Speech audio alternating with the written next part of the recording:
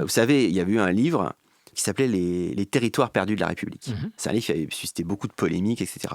Moi, quand j'ai reçu ce livre, je ne l'ai même pas ouvert. Je peux le dire aujourd'hui. Parce que vous Je l'ai même pas aviez ouvert. un préjugé. Donc j'étais très loin du courage de la nuance. J'étais très loin d'aller lire ce qu'allaient raconter des gens avec lesquels je serais évidemment pas d'accord encore aujourd'hui. Mais il se trouve que j'ai lu ce bouquin très tardivement, c'est-à-dire il y a, je sais pas, 3-4 ans. Quand vous le lisez aujourd'hui, moi, ce que j'en pense, bon, c'est assez mal foutu.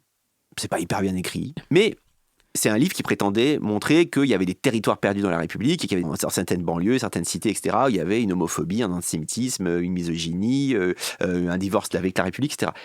Tout ce qui est dedans, en gros, on le sait. À l'époque, il disait quelque chose qui ne se disait nulle part. Alors peut-être qu'il le disait avec des arrière-pensées idéologiques qu'on ne pouvait pas du tout partager. Mais moi, ce que je pense, c'est que la partie du réel qu'il nommait, il faudrait qu'on soit capable de la documenter et de la nommer sans arrière-pensée idéologique, mais il ne faut pas qu'on la gomme, parce que sinon, vous avez le boomerang qui vous revient dans la gueule, et ça donne Trump, et ça donne d'autres choses ici.